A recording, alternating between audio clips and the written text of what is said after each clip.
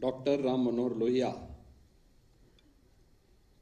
आयुर्विज्ञान संस्थान में नर्सिंग ऑफिसर्स के नियुक्ति पत्र वितरण के आज के समारोह में उपस्थित उत्तर प्रदेश सरकार में मंत्रिमंडल के मेरे वरिष्ठ सहयोगी, उप मुख्यमंत्री श्री ब्रजेश पाठक जी, विभाग के राज्य मंत्री कुंवर मयंकेश्वर शरण सिंह जी, अपर मुख्य सचिव चिकित्सा शिक्षा चिकित्सा स्वास्थ्य एवं परिवार कल्याण श्री अमित घोष जी, निदेशक डॉक्टर राम मनोहर लोहिया आयुर्विज्ञान संस्थान प्रोफेसर CM सिंह जी, आज के समारोह में उपस्थित KGMU ताज अटल बिहारी वाजपेयी मेडिकल यूनिवर्सिटी के हमारे कुलपतिगण, सभी फैकल्टी मेंबर्स और नवनियुक्त नर्सिंग ऑफिसर्स और उपस्थित अन्य बहनों और भाइयों, मैं सबसे पहले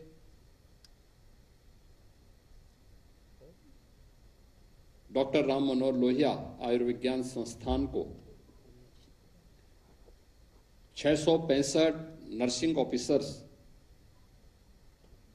के प्राप्त होने के अवसर पर हृदय से बधाई देता हूं। आप सभी नवनियुक्त नर्सिंग ऑफिसर्स को, जो आज अपने माता पिता और अभिभावक के सपने को साकार करते हुए ये नियुक्ति पत्र प्राप्त कर रहे हैं, आप सबको, आपके परिवार के सदस्यों को, आपके मित्रों को मैं इस अवसर पर हृदय से बधाई देता हूं और आप सबके उज्जवल में भविष्य की कामना भी करते हुए आज के इस अवसर पर पूरे संस्थान के प्रति भी अपनी शुभकामनाएं देता हूं। नियुक्ति की प्रक्रिया जब पारदर्शी होती है तो उसके परिणाम भी हम सबके सामने प्राप्त होते हैं। उत्तर प्रदेश जैसे राज्य में, जो देश की आबादी का सबसे बड़ा राज्य है, 25 करोड़ की आबादी इस राज्य में निवास करती है और इस राज्य में जिन बातों की ओर अभी डिप्टी CM श्री ब्रजेश पाठक जी ने आप सबका ध्यान भी आकर्षित किया कि पिछले 9 वर्ष में हम लोगों ने 9 लाख युवाओं को यहां पे सरकारी नौकरियां दी हैं। एक भी नौकरी की पारदर्शिता पर, उसकी प्रक्रिया की शुचिता पर, चयन की प्रक्रिया पर विरोधी भी प्रश्न नहीं उठा सकता।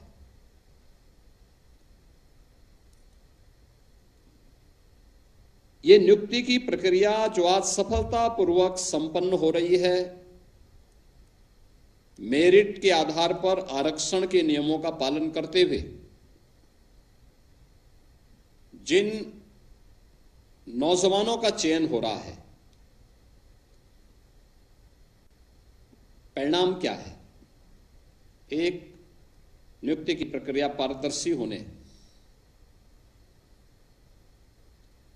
शुचितापूर्ण होने का परिणाम है कि किसी प्रकार का कोई डिस्टरबेंस नहीं है, माननीय न्यायालय का हस्तक्षेप नहीं है, अनावश्यक रूप से नौजवानों में कोई अनरेस्ट नहीं है। एक पक्ष वह जिसके कारण 17 के पहले की सभी नियुक्तियां बाधित थी, दूसरा पक्ष ये जो 9 लाख मैन पावर उत्तर प्रदेश के अंदर जुड़ा, 25 करोड़ की आबादी में ये 9 लाख जो नए लोग जुड़े, ये प्रतिभाशाली है, यंग ऊर्जा से भरपूर है। इसका लाभ हमें क्या प्राप्त हुआ? जो राज्य बीमारू था, आज हमने उसको भारत की इकोनॉमी का ग्रोथ इंजन बना दिया है। जिस राज्य में वेतन देने के लिए पैसे नहीं थे, आज वो रेवेन्यू सरप्लस हो गया।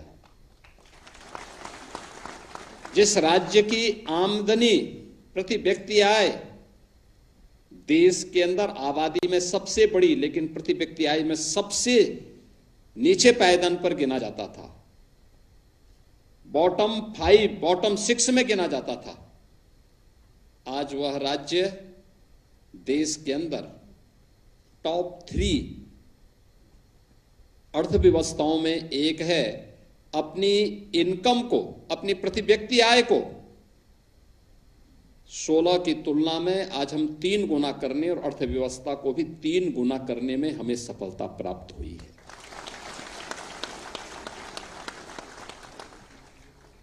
प्रतिभा जब भी सम्मानित होगी, उसको प्लेटफॉर्म प्राप्त होगा, उसका लाभ राज्य को भी मिलेगा, देश को भी मिलेगा। और पिछले 9 वर्ष के अंदर आदरणीय प्रधानमंत्री जी की प्रेरणा से, उनके मार्गदर्शन में डबल इंजन सरकार ने उसी भाव के साथ काम किया।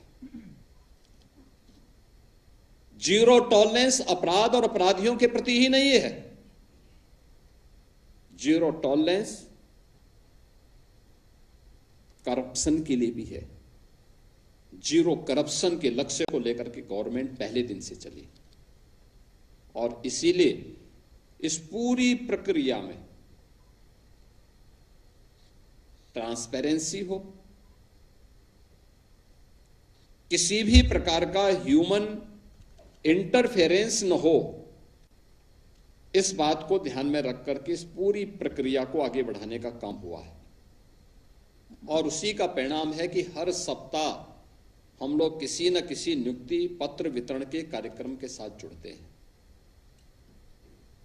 ये नियुक्ति पत्र वितरण की प्रक्रिया इसलिए भी प्रारंभ की गई है जिससे हम लोगों को उस पूरी प्रक्रिया के बारे में एक जानकारी भी मिलती है। शासन के संज्ञान में सारी बातें आती हैं कि प्रक्रिया किस किस स्टेजेस में हुई, कहां कहां पे हुई। ऐसा नहीं कि हमारा कोई भर्ती आयोग, बोर्ड या कोई संस्थान किसी नियुक्ति की प्रक्रिया को संपन्न कर रहा है और शासन की निगाह उस प्रक्रिया के एक एक स्टेजेस पे न हो। हमारी तीसरी आंख उन सबको वाच करती है हर एक स्तर पर कि कहीं पे कोई ऐसा गिरोह, कोई ऐसा जो पहले से पूरी प्रक्रिया को कहीं ना कहीं उसकी शुचिता को भंग करते थे, अगर ये लोग कहीं पे सक्रिय दिखाई दे रहे हैं, इससे पहले कि वह किसी प्रतिभाशाली युवा के जीवन के साथ खिलवाड़ करें, उससे पहले ही हम उसको वहां से खींच करके निकाल आते हैं और उसके बाद जो स्थिति उसके साथ गुजरती है वह किसी से छुपी भी नहीं है।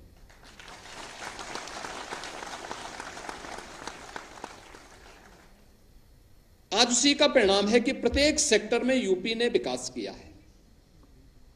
यूपी के नौजवानों के सामने जो पहचान का संकट था, उस पहचान के संकट से वह मुक्त हुआ है। आपने कल देखा होगा, आदरणीय प्रधानमंत्री जी ने एशिया के सबसे बड़े एयरपोर्ट का कल लोकार्पण किया है उत्तर प्रदेश में। उत्तर प्रदेश सरकार ने वह एयरपोर्ट बनाया है। यानी अगर आबादी हमारी सबसे बड़ी है तो हम कार्य भी सबसे बड़ा करेंगे, और वह कार्य कल हम लोगों ने जेवर में करके दिखाया है। दुनिया का सबसे बड़ा एयरपोर्ट। एयरपोर्ट जब पूरे उस पर काम करेगा तो 1 लाख नौजवानों को सीधे सीधे नौकरी देगा। 1 लाख नौजवानों को। ये जो एयरपोर्ट बना है, ये एयरपोर्ट जहां पे बना है 2017 के पहले उत्तर प्रदेश ही नहीं, देश की क्राइम कैपिटल के रूप में वह क्षेत्र जाना जाता था। हर प्रकार का हीनियस क्राइम वहां होता था। शाम को 5 बजे के बाद गतिविधियां शून्य हो जाती थी। प्रातः 10 बजे के पहले तक कर्फ्यू जैसा माहौल रहता था। कुल वहां की जीवन दिनचर्या 10 बजे से लेकर के शाम को 5 बजे के बीच में हो पाती थी। इस दौरान बाकी उसके बाद पूरी तरह बंद रहता था। उस रास्ते से कोई गुजरता नहीं था। और आज ये डबल इंजन सरकार की स्पीड है, उसकी दृढ़ इच्छा शक्ति है कि केवल उत्तर प्रदेश नहीं बल्कि देश और दुनिया का इन्वेस्टमेंट का बेस्ट डेस्टिनेशन के रूप में उसको स्थापित करने में हम लोगों ने मात्र 9 वर्ष के अंदर उस स्थिति में पहुंचा दिए। आज देश और दुनिया का हर बड़ा संस्थान वहां आना चाहता है। आज वहां मेडिकल डिवाइस पार्क बन रहा है। आज वहां पे इंटरनेशनल फिल्म सिटी बन रही है। आज वहां पे वर्ल्ड क्लास यूनिवर्सिटीज आ रही हैं। आज वहां पर टॉय पार्क बन रहा है, एपेरेल पार्क बन रहा है। यानी कल्पना भी नहीं कर सकते। और अभी पिछले दिनों सेमीकंडक्टर की भी उत्तर भारत की सबसे बड़ी यूनिट का शिलान्यास प्रधानमंत्री जी ने उसी के पास किया है। आज के इस युग में सेमीकंडक्टर के बगैर पूरी दुनिया एकदम लाचार है। जैसे एक समय तेल के बगैर दुनिया लाचार हो जाती थी, ऐसे ही सेमीकंडक्टर के बगैर दुनिया लाचार हो जाती है। और वह अब यूपी के अंदर बनेगा। यूपी के अंदर बनेगा। कोई 17 के पहले सोच सकता था? क्यों 17 के पहले सब काम नहीं हो पाया? क्योंकि सोच नहीं थी, करने की इच्छा शक्ति नहीं थी, नियत साफ नहीं थी।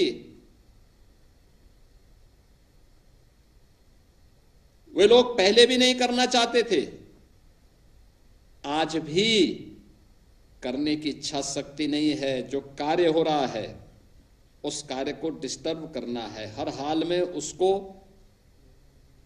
कर तो नहीं सकते, लेकिन उसके खिलाफ दुष्प्रचार करके, अफवाह फैला करके माहौल को खराब करने का काम। आप देख रहे होंगे दुनिया संकट में है।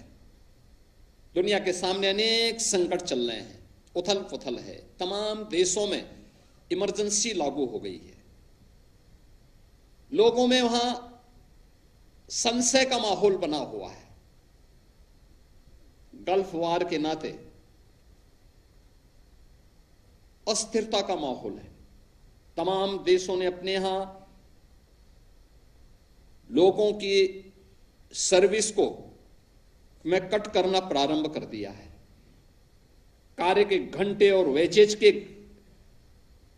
स्थिति को कम करना प्रारंभ कर दिया है, क्योंकि अब उनकी इकोनॉमी जवाब दे रही है। अमेरिका जैसे दुनिया का देश जिसका खाड़ी के देशों पे निर्भरता कम है, वहां पे पेट्रोलियम उत्पादों के दाम आसमान छू रहे हैं। भारत के अगल बगल के देशों में Pakistan, Afghanistan, Bangladesh, Myanmar, Sri Lanka, Thailand, Indonesia, सबकी हालत खराब है। अघोषित इमरजेंसी जैसी स्थितियां चल रही है। लेकिन इन सब में बिना रुके, बिना डिगे, बिना थके भारत दुनिया के अंदर एकमात्र देश जो लगातार अपनी यात्रा को मजबूती के साथ आगे बढ़ा रहा है। इसलिए क्योंकि भारत के पास मोदी जी जैसा एक विजनरी लीडरशिप है। आपने देखा होगा दुनिया में पेट्रोलियम उत्पादों के दाम बढ़ रहे हैं। मोदी जी ने आपूर्ति को स्मूथ तो बनाया ही, पेट्रोलियम उत्पादों के दाम को नियंत्रित करने के लिए उस पर लगने वाली एक्साइज ड्यूटी को भी कम करके देश की जनता को 145 करोड़ की जनता को राहत दी है। ये अकेले भारत के अंदर हुआ है, दुनिया के अंदर कहीं नहीं हुआ है, दुनिया के अंदर कहीं नहीं हो रहा है। अब मुझे बताइए, मोदी जी जो ये 145 करोड़ लोगों को राहत दे रहे हैं, क्या इसका लाभ केवल भाजपा के लोग ले रहे हैं? क्या इसका लाभ केवल एक वर्ग विशेष ले रहा है? क्या पूरा देश ले रहा है? सरकार का निर्णय इसी प्रकार का यूनिफॉर्म होता है, बिना भेदभाव के सबको एक समान दृष्टि से उस योजना के साथ जोड़ने का कार्य, और वह आज देश के अंदर देखने को मिल रहा है।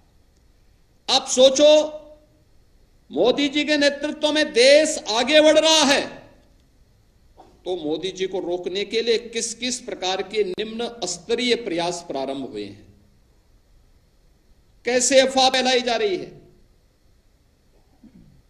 कैसे माहौल को दुष्प्रचार में बदलने का काम हो रहा है, कैसे अफवाह फैला करके कि कहीं बोला, जब कोई बोलता है कि साहब वो 14 यानी जो सिलेंडर, रसोई गैस का सिलेंडर 14 किलो का होता है, उसके बारे में कि साहब वो 10 किलो उसमें से खाली हो गया है, अब केवल 4 किलो मिलेगा। किस प्रकार की बचकानी हरकतें लोग करते हैं। कोई झूठी अफवाह फैला करके साहब लॉकडाउन लग जाएगा, फालतू की बकवास करते हैं। ये अफवाहबाज देश का नुकसान कर रहे हैं। जनता के कार्य में जहां किसी भी प्रकार का कोई डिस्टरबेंस नहीं, सब कुछ स्मूथ चल रहा है, हर एक को दिया जा रहा है, लेकिन चैलेंज केवल भारत के पास नहीं, दुनिया के पास एक चैलेंज है। तो दुनिया के उस चैलेंज को आज के दिन पे कोई ऐसा तो है नहीं कि हम नहीं समझ पा रहे हैं कि खाड़ी में क्या हो रहा है, यूरोप में क्या हो रहा है, यूएस में क्या हो रहा है, हर एक व्यक्ति को मालूम है। तो उस चैलेंज को देखते हुए हमारा राष्ट्रीय कर्तव्य बनता है कि हम भी इस समय किसी अफवाह पे ध्यान देने की बजाय हम भी देश के अंदर देश की लीडरशिप के द्वारा जो मार्गदर्शन दिया जाता है, हम भी उसका पालन करें, अफवाह में न पड़े।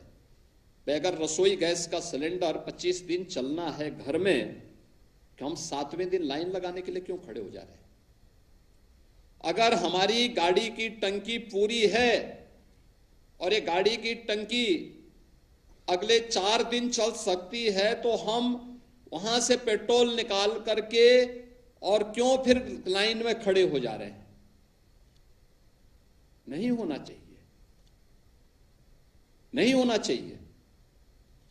हमें किसी अफवाह में नहीं, जब सरकार आपके साथ खड़ी है, हर स्तर पर खड़ी है।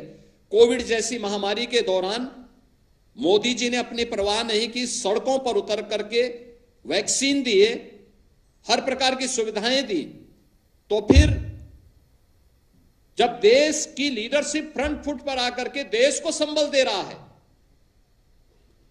तो हम विश्वास खो चुके इन अफवाहबाजों के चक्कर में क्यों पड़ते हैं? एकदम नहीं पड़ना चाहिए, किसी को नहीं पड़ना चाहिए।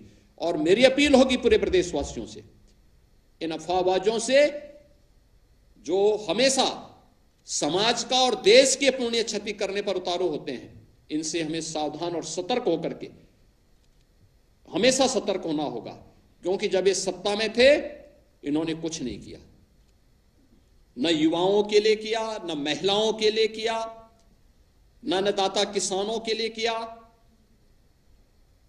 न श्रमिकों के लिए किया, न कामगारों के लिए किया, न इंफ्रास्ट्रक्चर के लिए कोई सुविधा दी, न ट्रांसपोर्ट की कोई सुविधा दी, न अच्छे संस्थान खोले, किसी भी दिशा में प्रयास नहीं किया।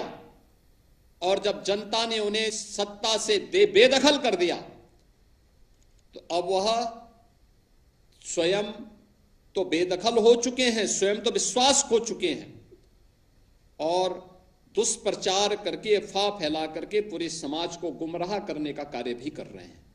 हमें